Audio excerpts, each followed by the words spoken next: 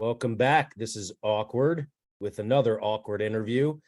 Hopefully it'll be somewhat less awkward than some of the ones in the past. I have Stephen Semler here, good friend of mine who I don't know, I share his stuff a lot. Stephen provides things that someone like me, an abolitionist focused on making connections between the prison industrial complex and the military industrial complex, focusing on police militarization, the military response to protests in our country, and also the truth about Democrats and Republicans. There's a lot of misbelief that, Democrats are on our side, Republicans are on their side.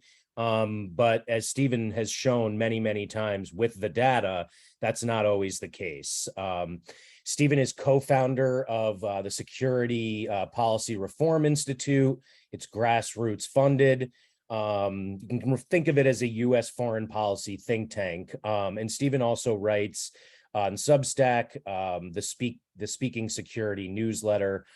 He's also appeared though on Truth Out, Jacobin, Popular Resistance, Responsible Statecraft, Sludge, and others. And he just wrote a story a few days ago, or published a story a few days ago, about Congress, the Pentagon, the new budget, and think tanks, probably not like his, and how they are influencing military policy abroad and even perhaps domestically. Stephen, it's a pleasure to have you. I'm really looking forward to learning some more, as I do from following you online. Thanks for joining me. Pleasure's mine. Thanks for having me. Yeah, so we've been trying to do this for a while. I think I've mainly been the screw up in this case. It's usually someone, but I'm really glad to have you, particularly because you just published this piece. So why don't we start there and tell me we want people to read it, but summarize for us and tell us the main sticking point. So think tanks are these organizations that are basically meant to be a bridge between academia and public policy. And, considering all the factors that corrupt in-house policymaking in Congress, like campaign donations, corporate lobbying, that sort of thing, in theory, think tanks are a really good idea because it provides, the policy expertise that is unbiased, at least in theory, from all those corrupting political factors.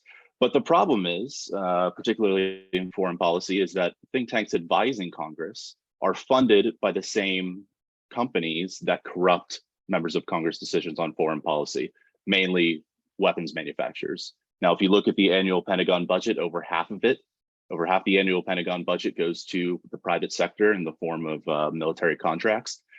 And basically, I wanted to see, what think tanks were, most sought after in terms of providing Congress with expertise and where their funding came from. And just by looking at the most powerful committee when it comes to foreign policy making, the House Armed Services Committee, I looked at all their hearings over the last 2.5 years or so and found that every single think tank they consulted for foreign policy advice took money from weapons manufacturers. So that's the gist of it. Wow. Yeah. Every single one. Yeah. Yeah. And and this is just like we talked about offline, the way that the Mick and the Pick are so inextricably tied. This sounds startlingly, is that a word? Startlingly, whatever, incredibly frightening similarity to what happens with the prison industrial complex, the way, the same corporations that are donating to police foundation, or that are getting donations from corporations in order to make certain choices. Those corporations also donate to the police foundations, and the police unions as well, also lobby those same Congress people. So you find also, amazingly enough, you probably can find a good number and I offer this opportunity to you to do the research of the companies that are both profiting domestically and and on foreign shores, because the equipment is the same. The equipment that the Army feels like they don't want to use anymore, they give back to cops here, to local police departments. And I suspect a lot of the same AI, electronic monitoring, surveillance, a lot of those same technologies, someone's profiting in both places. That's exactly right. So, let's just talk about the 1033 program real quick. The 1033 program is this war on drugs era authority that was designed to be a temporary measure, that was enacted through the 1990 Defense Policy Bill or Military Policy Bill. Then it was made permanent in the 1997 Military Policy Bill, expanded again under Obama in 2015 under that year's policy bill, and it's basically grown since this war on drugs thing. And now it touches on everything from drug interdiction and trafficking to terrorism and border security. So it's really grown across time. And all those bills I mentioned, by the way, Biden was either vice president when they were enacted or voted for them when he was in the Senate. So he has his fingerprints all over this. And what you're saying about, when we're talking about the flow of military equipment, oftentimes people talk about, how the US just sends it abroad. And there's a lot of these linear metaphors like diffusion and transfers, et cetera. And that's right to an extent, but we've got to think about arms flows in a circular fashion. So what you said, when you look at police getting all this military equipment, if you track the number or the amount of military gear that cops got versus the drawdown from Iraq in 2011-ish, you see a huge upturn in transfers through this program because all that military equipment was coming home from Iraq. I mean, some was left there, some was destroyed, some was shipped to nearby countries, but it did result in a huge upturn in police militarization. And it's just one of these things where my interest in taking on the carceral state, taking on police brutality, taking on the prison industrial complex, all this comes from my roots as an anti-imperialist. So that's sort of how I come at, that's how I enter your world, basically, is through this anti-imperialist lens.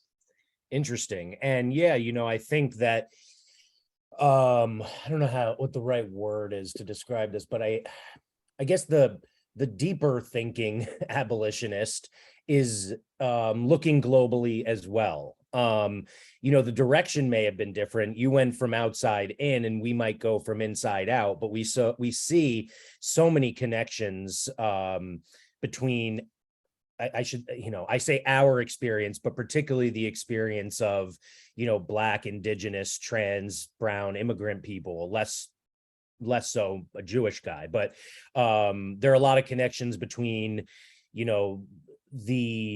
what happens here and what happens elsewhere, particularly when it comes to policing. We are uniquely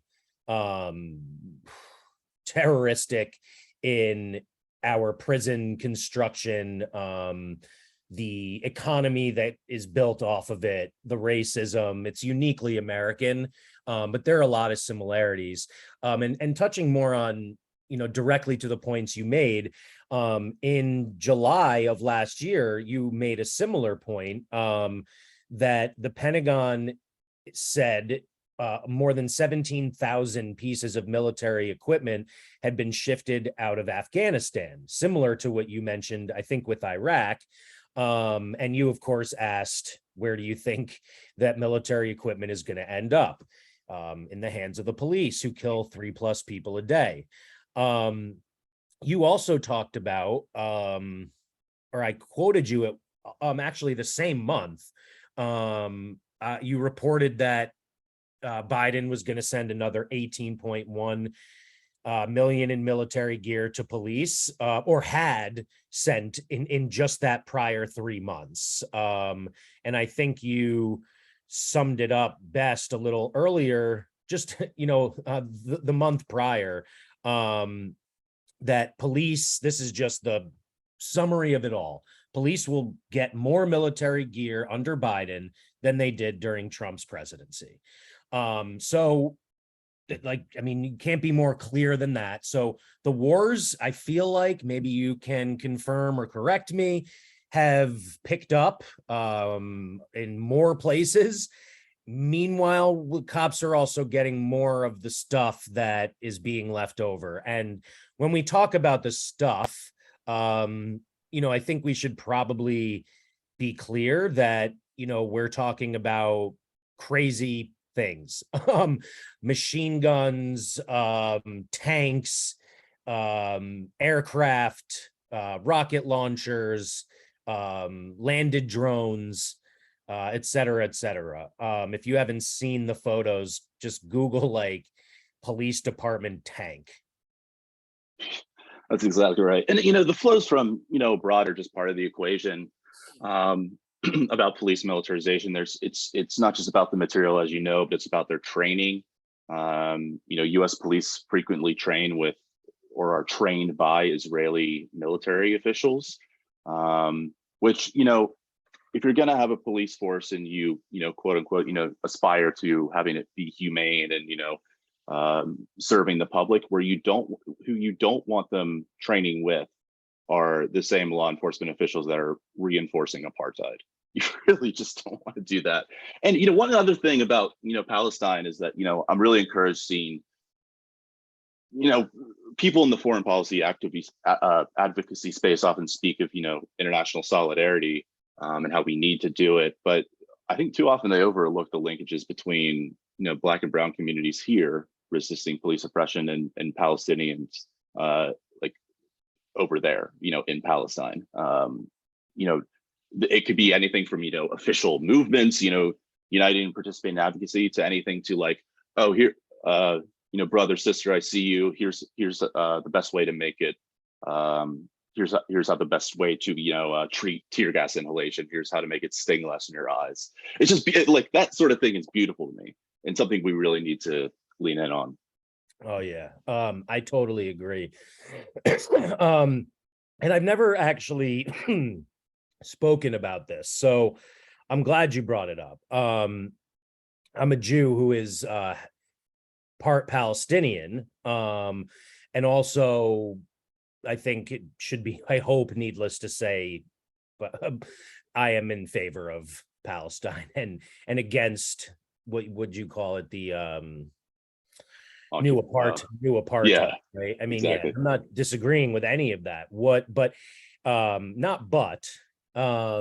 There's an interesting thing to this though.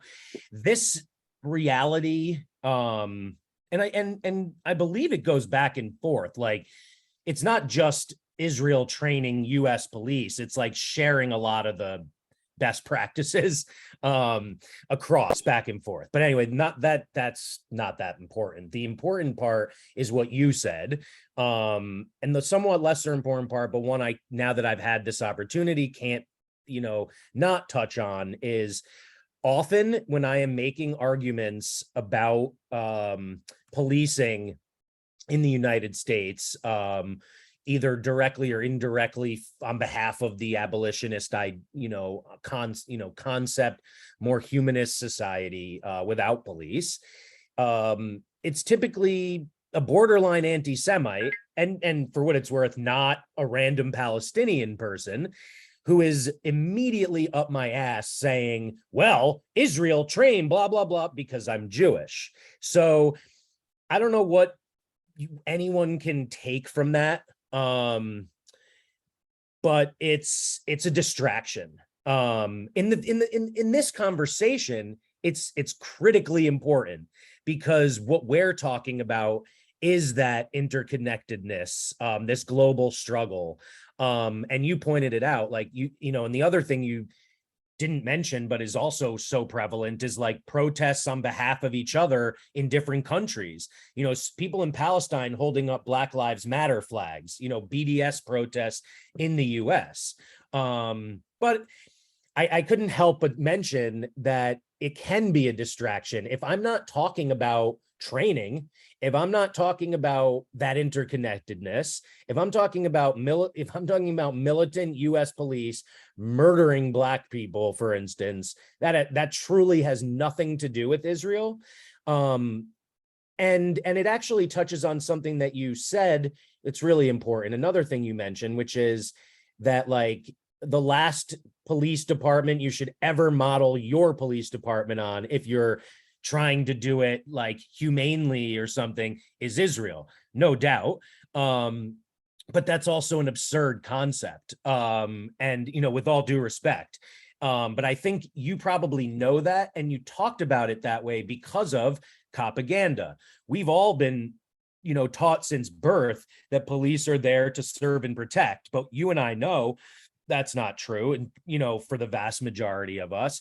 And the other part of it is that policing, I mean, inherently is violent, but also in the US in particular, it is a white supremacist institution, not being infiltrated now by white supremacists, or as the FBI pointed out, infiltrated since the 70s. It was created by white supremacists for white supremacy post-slavery to put as many Black people back in the system, earning money for them as possible. I'll stop there. I said a lot. I don't know, whatever you feel like responding to, go for it. No, look, I mean, you know so much more about this than I do, but one of the most striking things about the military industrial complex, and with, you know, the police industrial complex, is that, you know, their purpose is to sustain themselves, or one of their purposes is to sustain themselves. And that's the part I really focus on. And you look at, you know, just turning to Biden's policy for a second. I mean, in the foreign policy space, it's clear that Biden views military spending, or rather more military spending, as the answer to all questions, whether it's beating back a rival, taking on Russia, and sort of how he describes it as sort of a cosmic struggle between democracy and authoritarianism, which I find a little bit flaky and bullshitty, but also, you know, to shore up against, you know, the austerity he's rolling back. Like, if you look at, you know, Biden isn't, you know, embracing industrial policy for the purposes of infrastructure or climate or any of that stuff. His main industrial policy is the military industrial complex. So he will military spending, because it does create jobs, and it's the, you know, the worst way of creating jobs, least efficient, I should say, as well. He's sort of buffering against his really cruel austerity agenda that we're now kind of getting a real taste of, just to keep, you know, some communities, you know, at least in line, so to speak. But I mean, on the domestic front, you probably have some of your listeners now saying, yeah, that he also views his police as the answer to all questions too, in a similar sense. So the intersections there are so compelling, and so worrisome too. But I mean, I'm grasping here at like a slice of optimism that Biden is really leaning to force projection abroad and at home. But it will really test investing into force projection. Yeah, what does that mean? Force projection abroad is that's what military spending is. It's not about defense; it's about force projection. I see what you mean. But if you're reinforcing that dynamic while, you know, providing not just military equipment, but just more funding for police, which you hinted at, and what you're saying just a second ago is, you know, more money for police is inherently militarizing because of the origins that police have as a militarized institution.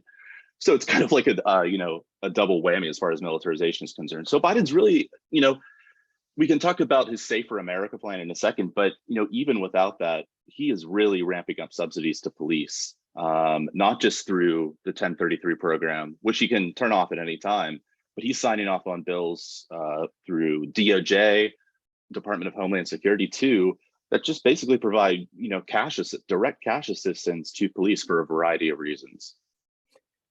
And I mean, even if you don't believe anything that I have said, and you think police do have good intentions, and you think they can be less violent, I mean, do you think that they should be getting more when they're like, if their job is what we think it is, they're doing it very poorly, right? They solve 2% of all major crimes.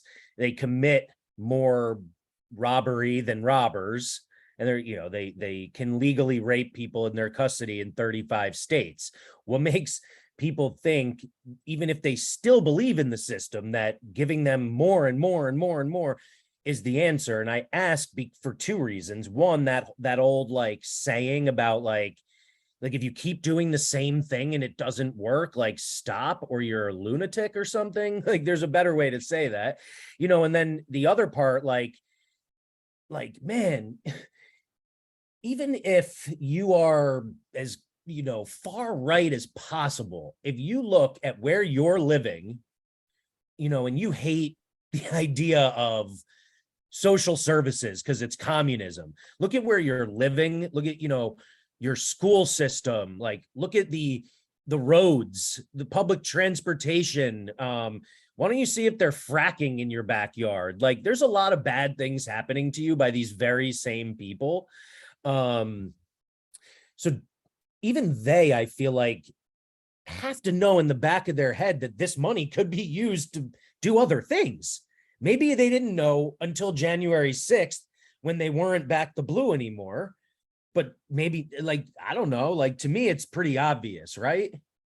I think many people know that something's wrong. They're just looking for ways to express it, which is why I think one of the reasons why I find your work so compelling is because it's so, you really engage in some complex, high level discussions, but at the same time, you never crowd anyone out by, intentionally using jargon to try to make yourself sound smart, which I'm thankful for, honestly. But this thing, what I want, in this country is to have, a united left movement, and that's fine to spar with each other, but there has to be a common agreement that the purpose of politics, like the ideal form of politics, is to reduce the shittiness of everyday life. And that's something that can be, packaged and sold to people. You know what I'm saying? It's like, okay, even if you're a white person like myself who hasn't dealt intimately with police violence ever. I mean, I've witnessed it, but it hasn't been direct at me in a sense where it's been, I could never relate to experiences of Black and brown populations. But even so, you can still get white people on board by highlighting the redistribution of wealth that police funding is. I mean, this police, all the funding could go to something more useful, something that could, improve your life in a major way. Imagine not having to deal with health insurance companies ever again, and just having it taken care of. Like, that would be amazing. But we're now in a go ahead. Well, I shouldn't have interrupted you, but I guess I'll quickly say and go back to you. This sounds a lot like, and this is not an insult. There's more to this. This sounds a lot like the argument, don't say defund the police because it's bad marketing. We'll get back to that. But what you're saying, that in a way, those people aren't wrong. If we're talking about marketing, those people aren't wrong. We're not just talking about marketing, so we can talk about that. But what you're saying is packaging it. When you talk to a conservative, you talked about redistribution of wealth and other words that they like to hear, right? When you talk to someone else, you talk about it in a different way. That's right. And I'm not against, I do agree with what you're saying in terms of, like, I can still mean defund the police without saying it outright to get people on board. But I'm not one of those people who views defund the police as like a hugely destructive term that we should just do away with completely. Because without it, it's like, okay, even if you're not like fully in favor of police abolition, the best ideas for police reform, which I just, whatever, but the best ideas from police reform are coming from police abolitionists. So if I'm looking for something short of abolition, but still very productive, I'm going to you, or I'm going to Alex Vitale, I'm going to Derica Purnell. These are the people that I would like to interact with because they have the best ideas, because their endpoint is just, the abolition framework is so critical, because without it, you're just not developing interesting policy ideas, or useful policy ideas, I should say. Yeah, interesting or useful. And we are interesting. And I can touch on that too.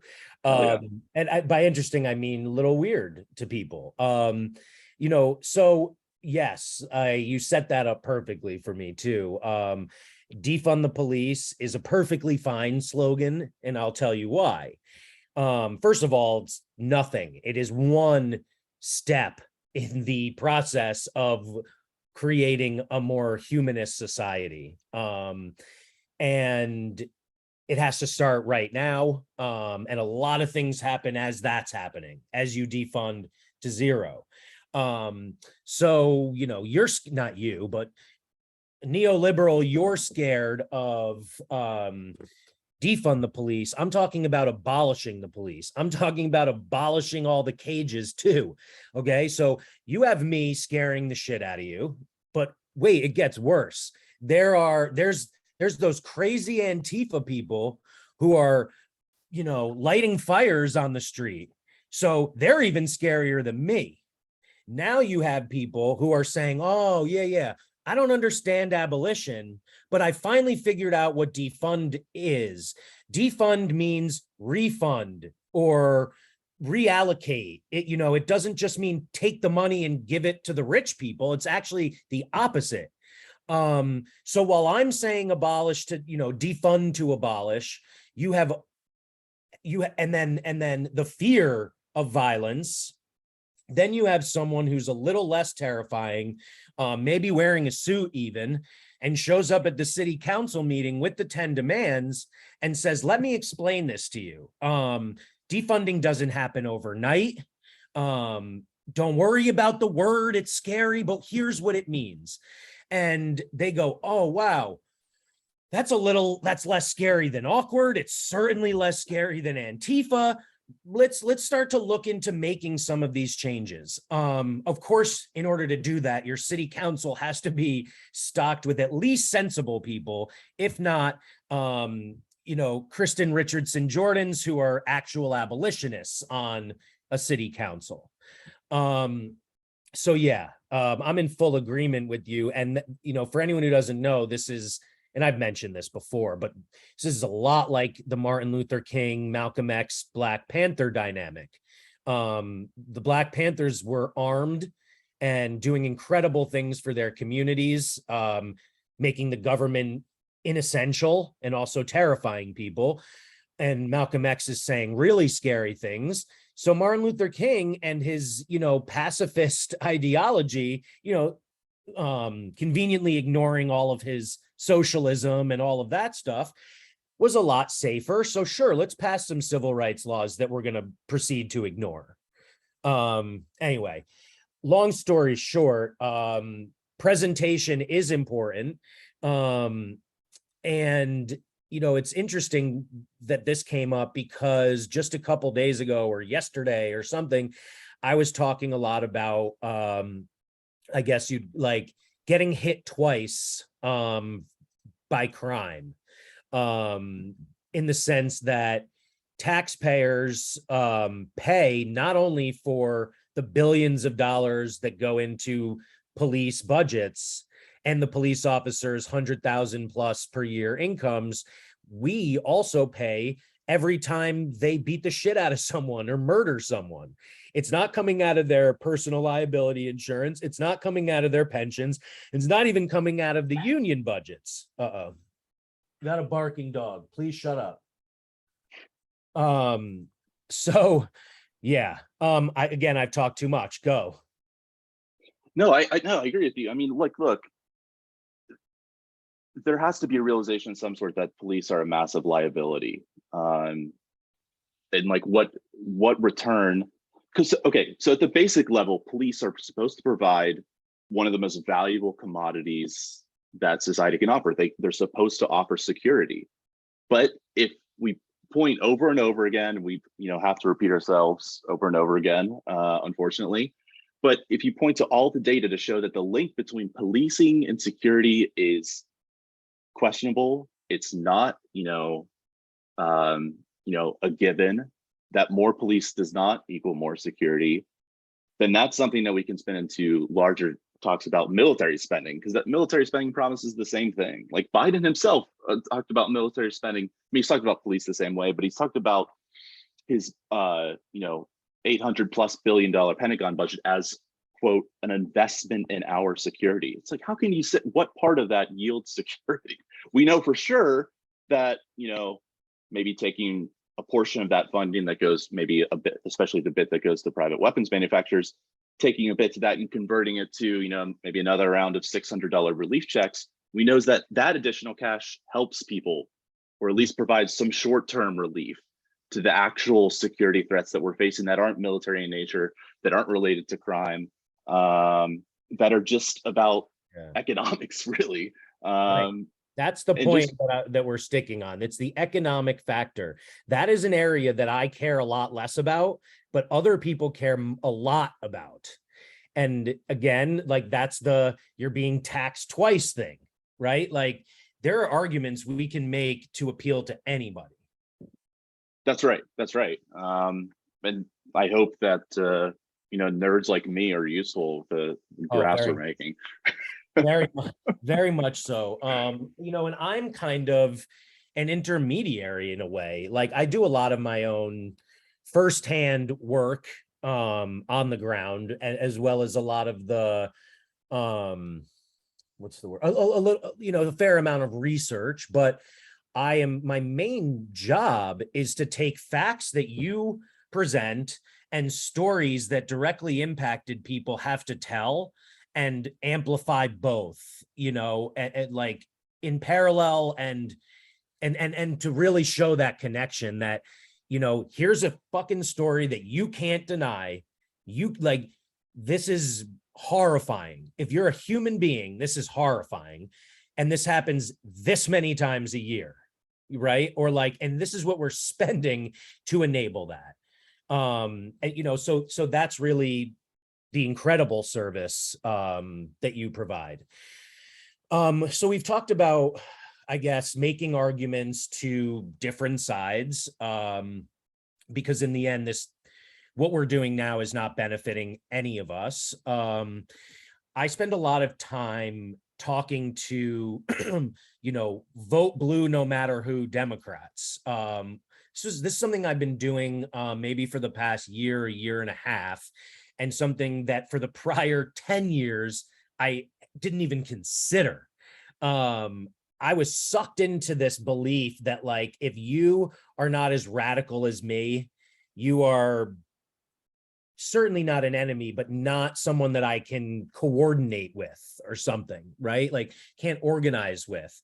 As I've seen more and more self-proclaimed leftists move far right and focus on they would never call it this, nor do I believe in it, but cross aisle, collaboration. I've gone in the other direction because I believe that there are generations of disinformation, misinforming this MAGA side or this Nazi side. Whereas I believe that every neoliberal, not every, that's not fair. That's never fair. A good portion of neoliberals or Democrats have really good intentions, hate Nazis, hate racism, and are just wildly undereducated. And over the last year and a half, I have converted a ton of them into abolitionists. So that's a see, I told you so to everyone who thinks that that's a mistake. But also, I'd like to hear your thoughts on the other side of that. I have my own too. What do you think about trying to work with? I mean, there is a term that has been floated recently called MAGA communism.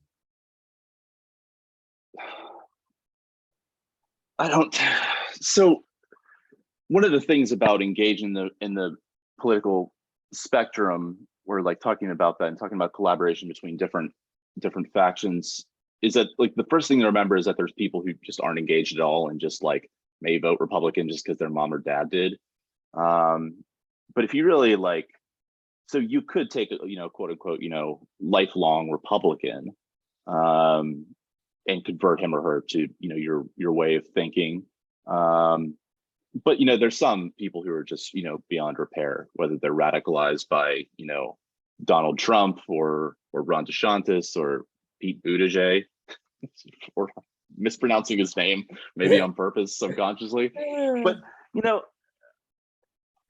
I think that everyone should be given a chance. And what you're describing earlier, it's there is a tendency for leftists just to not literally punch people in the face, but really punch hard people who just don't quite yet get it, when I think your approach is the right one. Like you look at like Elizabeth Warren supporters, these people I think for the most part are on the right track. And I think a lot of them have broken into activism, like, and I think maybe because the labor movement's so trendy right now, maybe they were pursuing their own self-interest in that regard. But I think like a good chunk of them are actually like moving over to the further left because they realize like, okay, what does actually pro-labor mean? And then from there, you get into all the stuff that, you know, working class people have to deal with.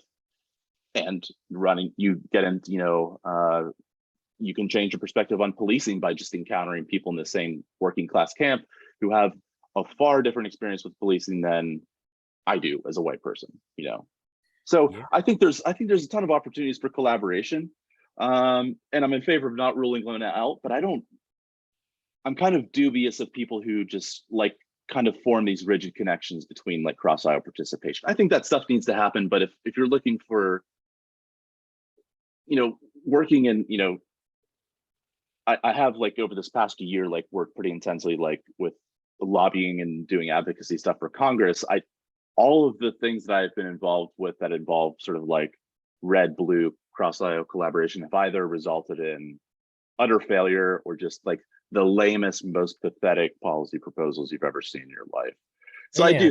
I think the goal is just, you know, make good policy, create good activism, and try to just recruit as many people as you can, and not really pay as much attention, I think, to political parties. I just totally avoided your question, but that's the best I can do for you. No, that's an interesting response. There are a couple things I want to push back on, most of which I don't think it's just me being semantic obsessed or something. Go for it. But you said that, I mean, the first thing that you said was, this is me picking on you, but it's a note that people should be aware of. Beyond repair is just a term that you threw out there. I'm sure you gave very little thought to like what might be underlying that term. But for me in my life, it's substantial. I spent the majority of my youth hunting down Nazis and beating them up. Like many anti-fascists, I believed wholeheartedly in the only good Nazi is a dead Nazi. And then over the years, I became more and more of an abolitionist, no less of an anti-fascist, but far less of a violent person and more of a person that believes in transformation. So as an abolitionist, I believe that it is possible for just about anyone to be transformed. And I'm sorry, people, that could be your devil pedophile. That could be a rapist or a murderer. By the way, the percentage of CEOs and world leaders who are sociopaths is the same percentage of people in prison who are sociopaths. So keep that in mind. It just takes work. You know, it doesn't happen overnight, whether you're trying to, you know, when you're trying to convert a Nazi to Antifa, that's not easy. Typically you need a former Nazi to really explain things. Same with if you're trying to treat someone with mental illness. It takes work. That's just one thing but it was worth noting, not because you said it, but necessarily, and but it created that thought. No, I'm thankful you pushed back on that and provided clarification. That does resonate with me, but so you have limited time to do what you do in terms of transforming people. If there are people who are way more difficult, I'll just put myself on break here. I can cut it, but I was trying to tell you to just keep going because I'll be able to hear you. I just have to get this dog out of here. Okay, I'll keep talking then. At this point, we'll start over. Give me 1 second. Okay, sounds good. Take your time.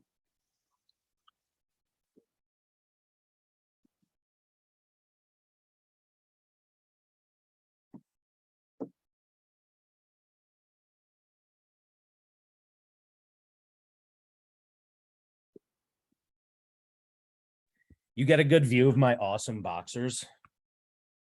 I caught a bit of floral design, Yeah, perhaps. it's like Asian floral. I'm so proud of them. That's Um, cool. yeah. That's cool. What I So love more.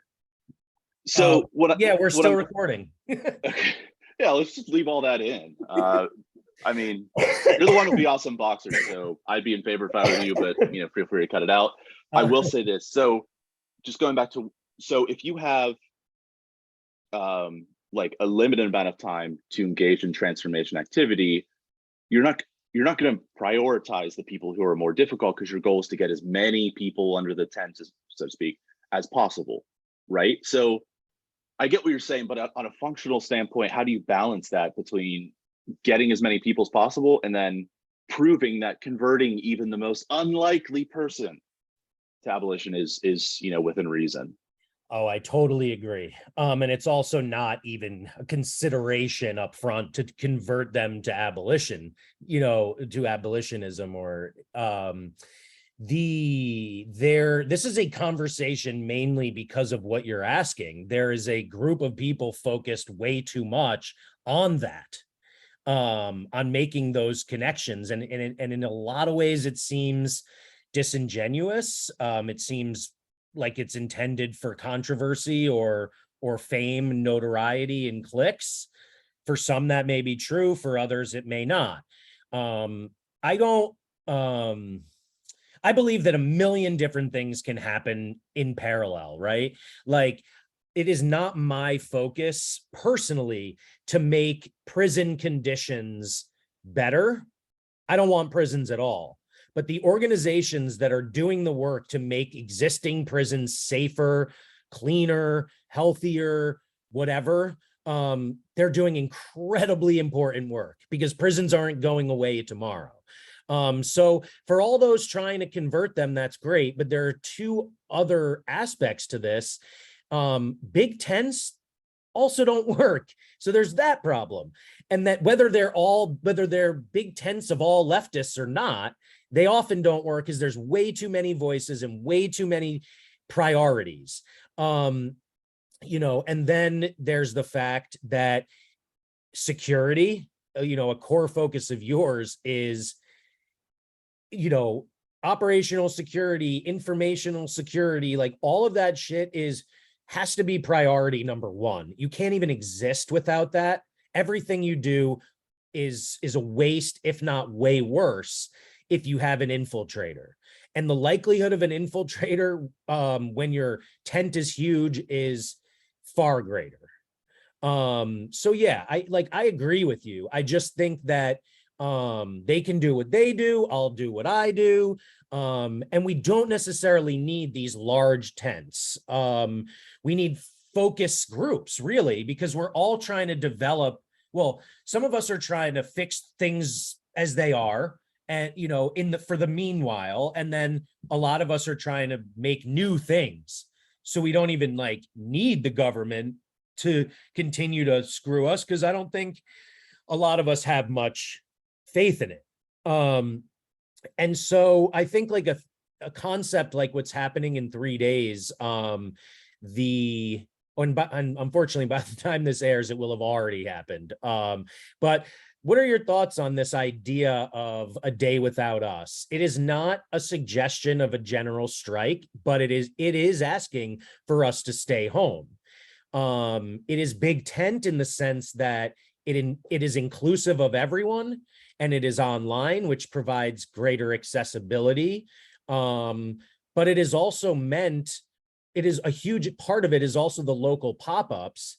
And what they'll be talking about online is what to do in your community. And if your community happens to have a pop-up, then you're a step ahead. You just go right out there in person. So at the end of the day, they're kind of like starting big with these concepts and honing in on hopefully what you can do based on what your specific needs are. I think it's, without knowing too much about it, other than what I catch through various Twitter groups and email threads that I'm a part of. It's clear, I'm broadly supportive of any political effort that transcends the narrative about, oh, just show up and vote and everything will be okay. It's clear, from how we got to Trump to the politics now is that voting is not enough. There has to be, there are far more things, more important than federal elections, not to mention, state and local elections, but other political activities that are needed to force change. I'm one who thinks that, I think this might be part of like, I'm not disagreeing with anything you said here, but like the way I approach it is, coming from a background of anti-imperialism and working closely with Congress, I just see this such a powerful billions and billions and billions of dollars that are poured into the war machine that if retrofitted and turned into something else could be just so immensely powerful. So I get building alternative systems, and I do confront the frustrations that lead people to, completely abandon what I'm working on. But the temptation of just having control of at least a portion of those billions is just so tempting. It's just because it's a state-run industry, the war economy is. Like if you're taking on Amazon, you need to coordinate these broad, boycotts, because, pretty much everyone, I would say most, Amazon has such a vast reach. There's so many active participants who are just using Amazon just blissfully unaware of their workplace abuses, for example. Or using it knowing. Yeah, or just don't give a fuck. Yeah. Well, no, or using it knowing, giving a fuck because it's convenient and cheaper. And they just have in their minds, they don't have a choice. Right. But I look at the war machine, for example, and it's like you or I are not buying F-35s from Lockheed. It's just a limited number of people, and they're sitting in Congress. Now, of course, it's just a lot easier said than done when you only have to deal with 535 people, considering all the money from the defense or military industry flowing in, protecting those interests and steering them a certain way. But the temptation is so real to just take on, engage politically that way. That said, I'm in favor of anything, the day without is, at least as far as I know. I think it's a great idea. And I think, politics it can be either extremely alienating and make you extremely lonely, or it can forge new friendships. It can invigorate you. It can provide, a different form of love and care for one another. That's really interesting. So that's, even without knowing at all or what's going to happen with this day without us thing, I think it's good to have people connect. I think it's good to have people, sharing their experiences, and it would be interesting to, go to one of those pop-ups and just hear why the fuck. So why are you here? And have a totally different reason than, I would show up. You know what I'm saying? So I'm broadly in favor of it. I know I just threw a lot at you there, but no, that's I think that form of politics is fascinating and what's needed, because politics can be fun. It sucks. I hate it, but the thought of not engaging politically, especially with events like that and what politics offer in terms of social camaraderie, it's just the thought of without it is terrifying to me. So it sucks, but at the same time, there are parts of it you can really love. So yeah. And that was great answer, comprehensive and thoughtful. You said love and care. Those are two important words to me. And my pacifist mother would be so proud. I didn't used to say those words at all. And, I think it's, you talked to me, you said the same thing that I did, parallel things happening, right? I thought it was, I laughed every time you said tempting about those billions. And I want you to, I don't want to keep you too much longer. I know you're a busy guy, but we haven't talked at all about what you want to do with those billions or your work with Congress. You've mentioned it, but people need, if you're open to it, whatever you're legally allowed to share. I think people would love to know a little bit more about your background. So one of the things I've been working on that has required engagement with Congress in a variety of ways is that one has to do with just military spending broadly. And that depends. I'm affiliated with a couple different groups. One just pushing for just to cut the Pentagon budget. Another that has a more detailed plan where they want to see a conversion. So not necessarily just a cut to Pentagon spending, but converting it into something else like climate or social programs or whatever. That's outside the Department of Defense's jurisdiction. So it'd be run by a different agency. I also deal with that 1033 program I was dealing with earlier about part of this Demilitarize Our Communities coalition.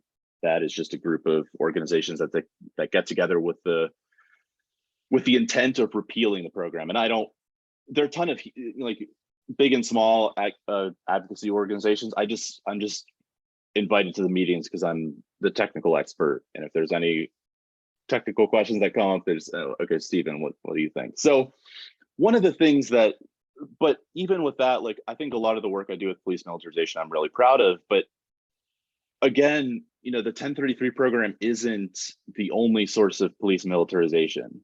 And even in the narrow sense, if you're just talking about militarization equals more military equipment, it's still not the only source. You have to take on police budgets. So in a way, I think the work I do with that is really valuable, but it has, the more you learn about it, the more you sit in on these meetings, the more you kind of realize that the importance of activism that occurs at the grassroots level. I think overall, especially, there was sort of like a renewed faith effort in peace organizations or justice organizations, like the big liberal ones who were talking a big game when Biden was campaigning and saying, oh, we'll do all this stuff when we get Trump out of office, but they've gone soft. And they've kind of, let Ron Klain, or where the fuck his name is, the Biden's chief of staff, just sweet talk him and basically distract them. So there is, on one hand, I think the work I do is valuable and I want to do more of it, but at the same time, there's just a mass, like, really not just like a mass movement, but a really like pointed one is needed. So I think overall, like, every activist coalition that I'm a part of, that I deal with Congress, and again, I'm just invited to these meetings just as a technical expert, whether it relates to Pentagon spending or police militarization. But I think what I want to do moving forward is I just want to figure out a way where we can take on the military industrial complex in a more efficient, more radical way. Because we might see $1 trillion military budget by the time Biden leaves office. Like, we're really on that path. And I think, once Biden came into office and he not only proposed increases, but signed off, supported the increases that Congress added on top of his own proposed increase, I think for the military industrial complex is becoming unstoppable. And there has to be more creative ideas put out there to basically formulate a massive movement to pressure members of Congress to not just immediately sign off on the military budget. But it's so difficult because on one hand, you have to have a mass movement, but it takes so much time. And the exact people that need to be recruited for this purpose, this activism purpose, are the exact opposite people who have the time to participate in activism. So you have to make it compelling. So to preview, like, one of my ideas, I'm writing like a policy paper now. I mean, one is like I'm writing two policy papers. One is just nationalization, to really show that this is just a really corrupt process. So every time that a member of Congress takes money from military industry, it's actually just recycled taxpayer funds. So Lockheed Martin, the biggest federal contractor, the biggest military contractor as well, 75% of their earnings are directly from the US public. So I want to kind of enliven people that way, but I also want to have a proposal where I mentioned, converting a portion of the military budget earlier to $600 relief checks. I'm writing an actual bill that would do that now. So I don't expect this shit to work, at least the first time, but I just want to push the narrative forward where more creative people become invested in this whole thing. So that's broadly what I'm interested in doing. But for, the most part, like, I kind of live like an uneventful life. I'm in the Rust Belt, just north of Pittsburgh. And I just write as much as I can at this point, and just help as much as I can with the, people who are on the ground doing the real advocacy work. So with the hopes of joining them one day, having the opportunity to do that. Thank you. That's beautiful. Don't you're self-deprecating, I think, maybe a little less than me. I'm told, like, I go way overboard. I've noticed that actually. You have? Oh, interesting.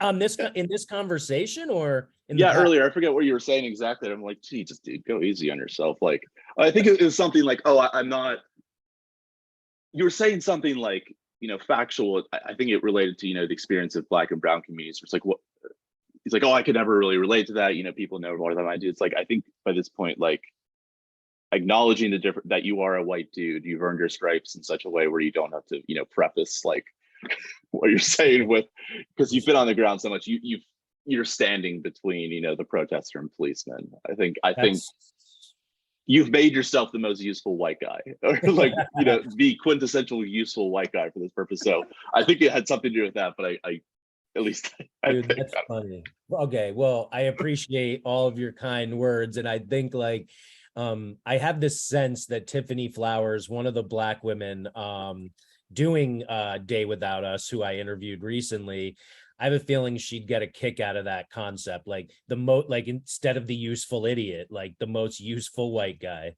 Yeah, hey, he can be an idiot too. I don't think you are.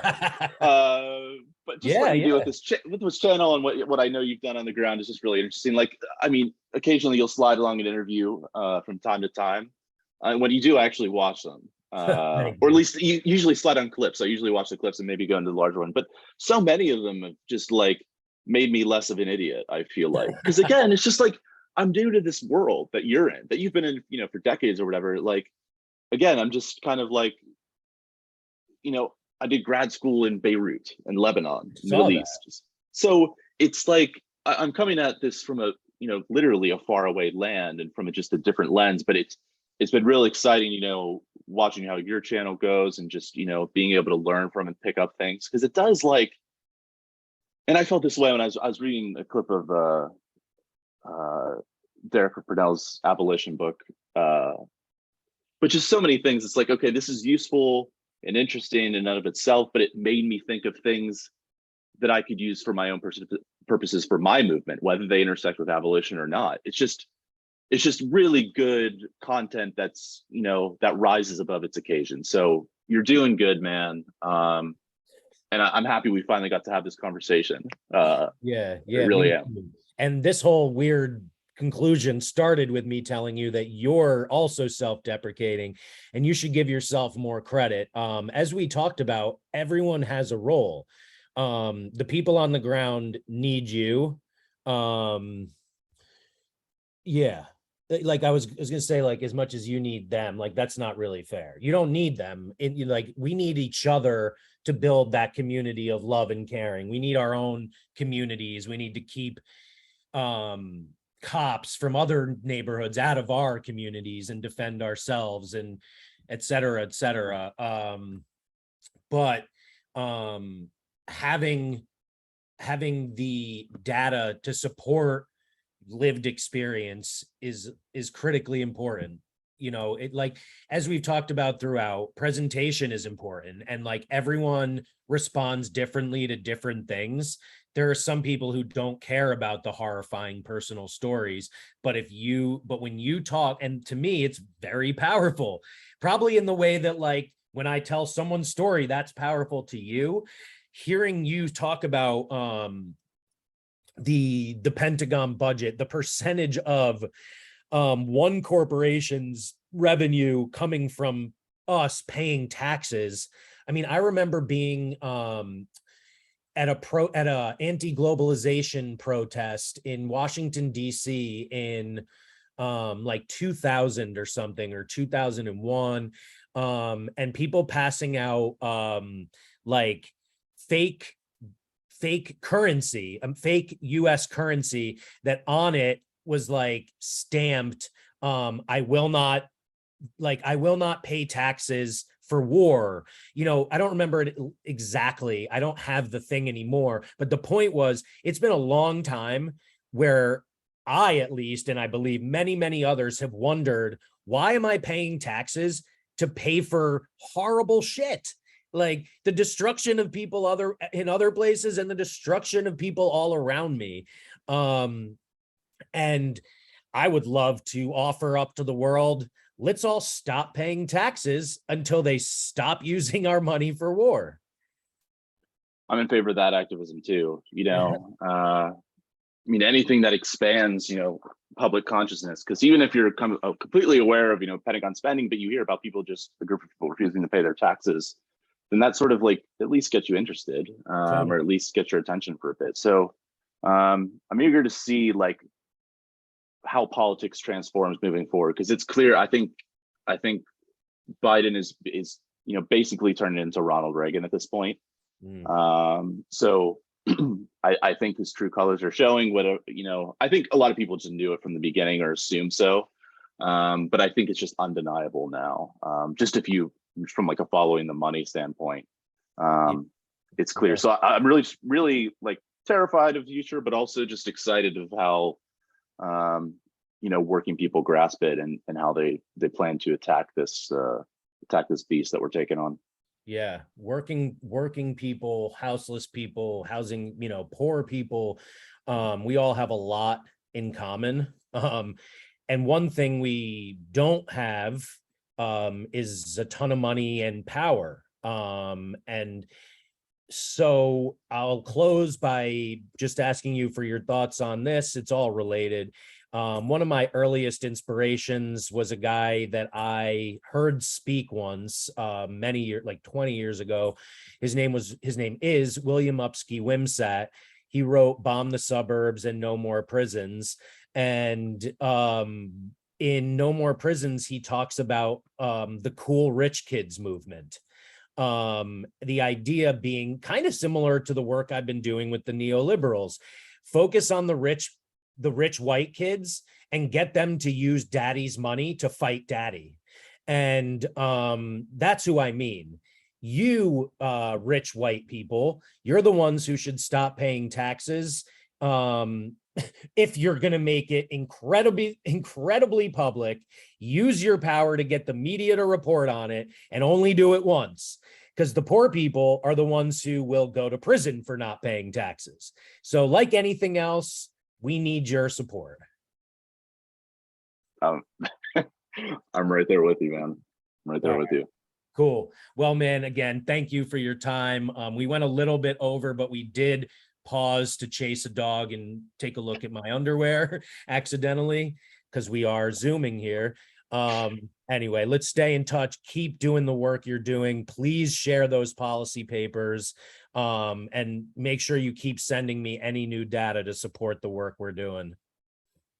I'm happy to keep in touch, man. It's always good to to see what you're up to, and always good to work together where we can. Sounds good, brother. All right. Peace. Take care.